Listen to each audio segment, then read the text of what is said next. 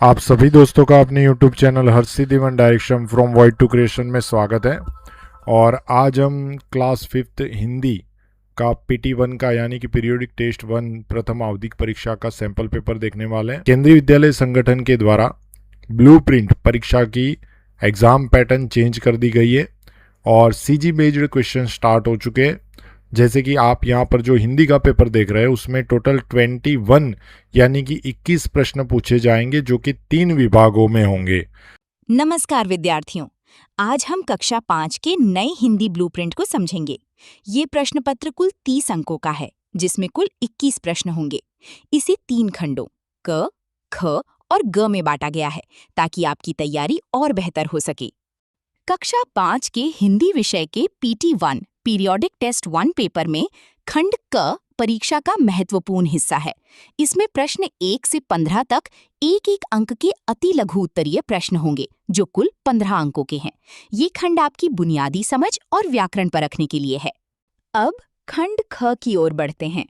इसमें प्रश्न 16 से 20 तक कुल 5 लघु उत्तरीय प्रश्न होंगे। हर प्रश्न 2 अंक का है, जिससे यह खंड कुल 10 अंकों का हो जाता है। अंतिम भाग है खंड ग, जिसमें प्रश्न 21 होगा। ये 5 अंकों का एक दीर्घ उत्तरीय प्रश्न है जो आपकी रचनात्मकता, कहानी या निबंध लेखन क्षमता को परखने का एक बेहतरीन मौका है। क्लास 5th हिंदी के PT1 में टोटल 4 चैप्टर पूछे जाएंगे। कौन सबसे अच्छा करेगा? पहला विभाग अति लघु उत्तरीय प्रश्न होंगे जिसमें 1 मार्क्स के 15 प्रश्न पूछे जाएंगे। पहला जो प्रश्न है वह है किरण कविता के अनुसार किरण मुख्य रूप से कौन सा काम करती है। पहले हम लोग ऑप्शन देख लेते हैं और प्रश्न को भी थोड़ा सा समझ लेते हैं। यहाँ पर CG लिखा हुआ है 2.1 और ये CBQ यानी कि कॉम्पिटेंसी बेस्ड क्वेश्चन भी है।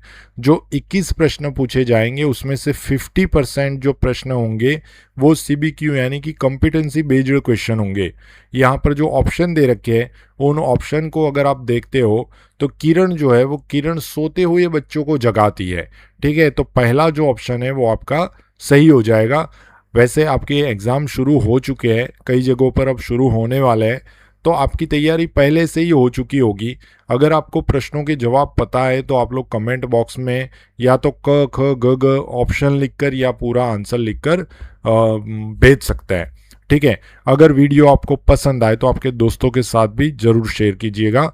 दूसरे प्रश्न की ओर चलते हैं। न्याय की कुर्सी, जिसमें एक सिंहासन होता है, एक बच्चा बैठ के न्याय सुनाता है, लोग उनसे प्रभावित होते हैं और राजा भी जब सुनते हैं तो राजा भी उनको मिलने आ जाते हैं जानने के लिए कि सही क्या है। तो यहाँ पर प्रश्न ये है कि न्याय की कुर्सी पाठ में लड़के के न्याय की प्रशंसा सुनकर राजा ने क्या किया। ठीक है, राजा ने क्या किया वो पूछा गया है। ये जो CG है वो 2.1 है।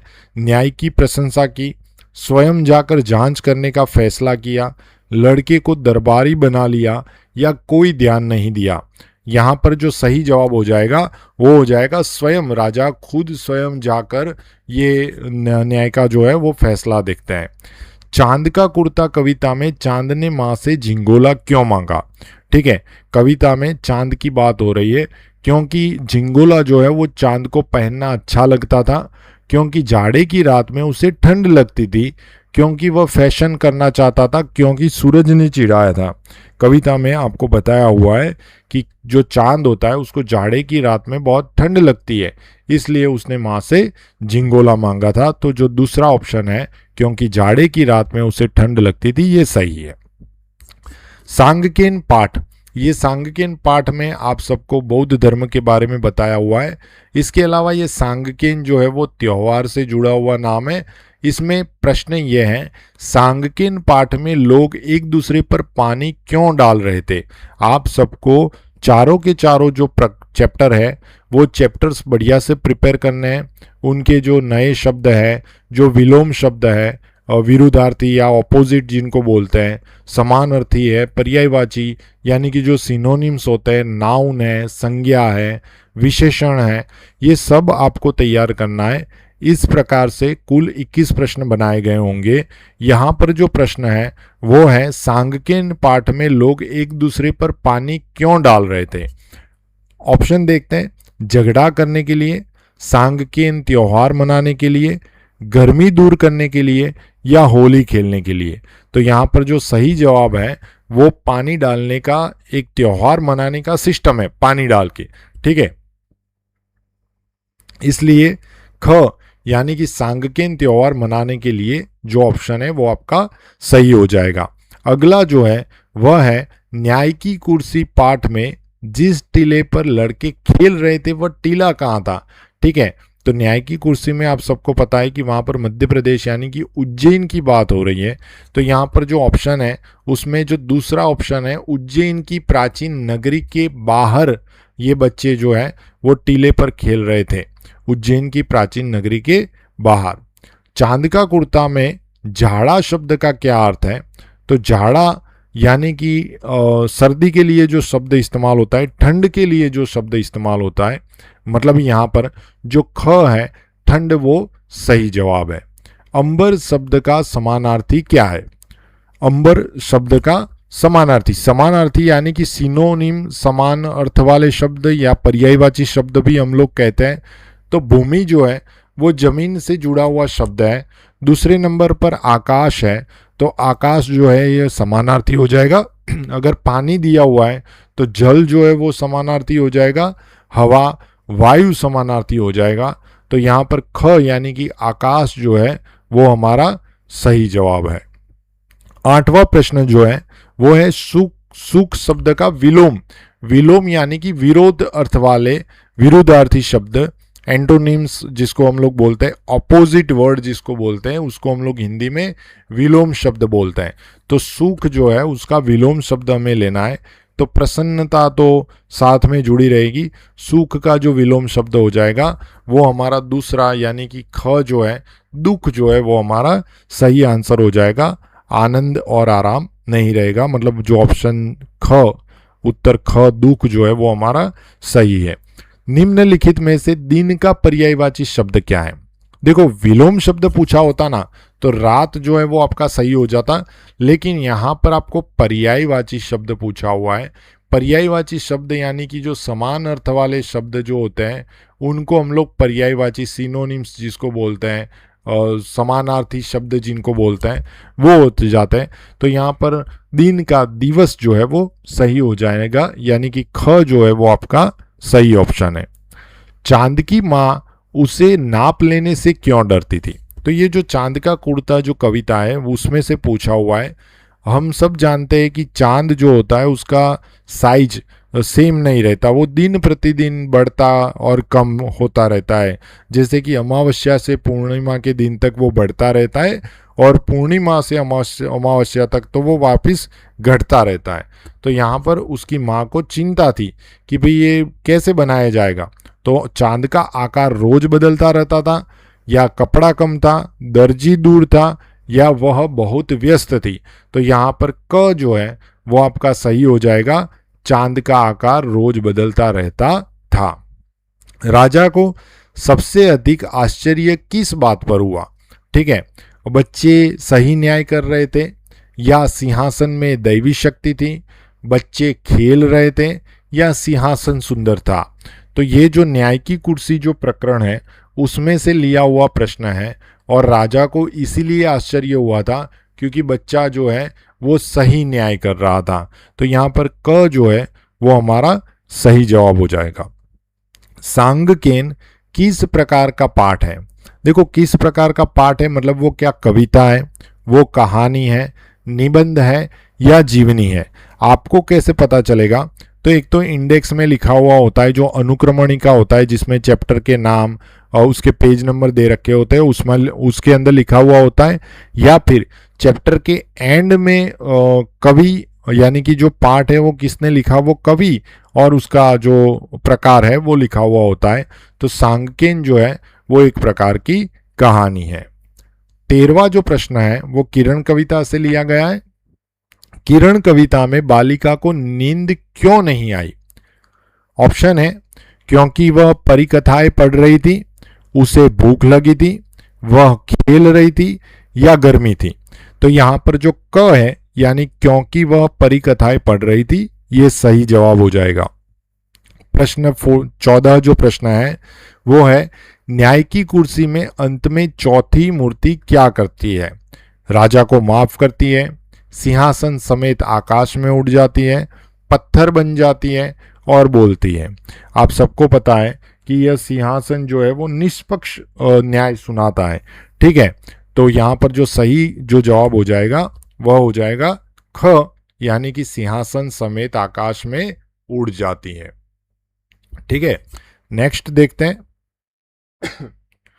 सांगकेन त्योहार में लोग एक दूसरे पर क्या लगाते हैं? गुलाल, चावल का आटा, कीचड़ या रंग? तो यहां पर सही जवाब जो है वो है चावल का आटा। पहला विभाग जो 15 प्रश्नों का था वो पूर्ण हो चुका है, जो कि 1-1 मार्क्स का था। अब दूसरा विभाग शुरू हो रहा है जो कि 5 प्रश्नों का होगा। हर एक प्रश्न के 2 मार्क्स हैं, यानी कि कम से कम आपको 2 लाइन में तो जवाब लिखना ही पड़ेगा। ठीक है, सबसे पहला प्रश्न है, यानी कि 16वां प्रश्न हमारा है, किरण ने दूसरी दुनिया में जाने की बात क्यों कही? किरण दूसरी दुनिया में क्यों जाना चाहती थी? तो किरण ने बताया कि वह बच्चों को सुलाकर दूसरी दुनिया में जाती है ताकि वहां सोए हुए बच्चों को जगा सके, क्योंकि आप सबको पता है कि किरण का काम क्या था, तो सोए हुए बच्चों को जगाना। तो अभी जिस दुनिया में बच्चे सो गए हैं वहां से वो दूसरी दुनिया में जाएगी और वहां पर जो लंबे समय से सोए हुए बच्चे हैं उनको वापस जगाना है। किरण ने बताया कि वह बच्चों को सुलाकर दूसरी दुनिया में जाती है ताकि वहां सोए हुए बच्चों को जगा सके। अगला जो प्रश्न है वो है 17वां। किसानों ने अपना झगड़ा लड़के के पास जाकर क्यों सुलझाया? क्योंकि किसानों को ये लड़के पर विश्वास आ गया था, सिंहासन पर विश्वास आ गया था, क्योंकि वो न्याय जो थे वो निष्पक्ष कर रहे थे, इसलिए किसान भी उनके पास गए। लड़के की न्याय बुद्धि की बहुत चर्चा थी, इसलिए किसानों को लगा कि उनके झगड़े का जो न्याय है वो निष्पक्ष और सही होगा, इसलिए किसान लड़के के पास गए ताकि जो फैसला है वो निष्पक्ष और सही हो जाए। तो यहाँ पर आंसर लिखा हुआ है, लड़के की न्याय बुद्धि की बहुत चर्चा थी, इसलिए किसानों को लगा कि वह निष्पक्ष और सही फैसला सुनाएगा, और किसान जो थे वो लड़के के पास गए। 18 नंबर, चांद की मां ने विज्ञापन क्यों प्रकाशित किया? अब देखो, चांद जो है वो हर दिन अपना आकार बदलता रहता था, इसलिए उसके लिए कुर्ता सिलाना कोई आम बात नहीं थी, आसान बात नहीं थी। चांद का आकार रोज बदलता रहता था, इसलिए एक ही नाप का कुर्ता सिलवाना कठिन था। अतः उसने कुशल दर्जी खोजने के लिए विज्ञापन दिया। मतलब चांद की मां ने चांद का जो नाप लेना है कुर्ते का, उसके लिए कुशल दर्जी को खोजने के लिए क्या दिया? विज्ञान प्रकाशित किया। 19वां प्रश्न जो है वो है, सांगकेन त्योहार में आशीर्वाद के रूप में भिक्षु क्या कहते थे? तो भिक्षु जो कहते थे, मतलब आशीर्वाद में वो लोग क्या कहते थे वो यहां पर लिखना है। भिक्षु आशीर्वाद देते हैं कि कैसे बोलते थे? खेती जो है वो खूब फूले फले, कोई बीमारी ना हो और सब लोग मिलजुल कर खुशी से नया साल मनाए। ऐसे आशीर्वाद जो है वो कौन देते थे? भिक्षु देते थे। 20वां जो प्रश्न है वो है, विराम चिन्ह से आप क्या समझते हैं? विराम चिन्ह मतलब क्या होता है? तो आप लोग समझो, जैसे कि आप लोग प्रश्न पूछते हो तो वहां पर भाव कुछ अलग होता है, तो प्रश्नार्थ चिन्ह का इस्तेमाल होता है। अगर आप एक से ज्यादा चीजें बोल रहे हो तो रुक रुक कर बोलते हो तो वहां पर अल्पविराम का इस्तेमाल होता है। अगर आपका वाक्य पूर्ण हो चुका है तो वहां पर आप पूर्ण विराम का इस्तेमाल करते हो। इस प्रकार वाक्यों को लिखने या पढ़ने के समय, है ना, वाक्यों को लिखते या पढ़ते समय कहाँ रुकना है और उनका भाव क्या है वह हमें विराम चिन्हों से पता चलता है। तो वाक्यों को लिखते या पढ़ते समय कहाँ रुकना है और उनका क्या भाव है, यह बताने वाले चिन्हों को हम लोग क्या कहते हैं? विराम चिन्ह कहते हैं। और अंतिम जो विभाग है वो है तीसरा भाग ग, दीर्घ उत्तरीय प्रश्न। इसमें एक ही प्रश्न होगा और वह पूरा का पूरा 5 मार्क्स का होगा। यहाँ पर प्रश्न ये है, न्याय की कुर्सी पाठ से मिली सीख को अपने जीवन में कैसे अपनाएंगे? तो यहाँ पर आपको जो न्याय की कुर्सी जो पूरा प्रकरण है, चैप्टर है, वो आपको याद करना है और उससे आपको क्या सीख मिली वो आपको समझना है। यहाँ पर मैंने 3-4 वाक्य में आंसर दिया हुआ है। वैसे आपका ये 5 अंक का प्रश्न है तो कम से कम 5 लाइन तो आपको लिखनी ही पड़ेगी।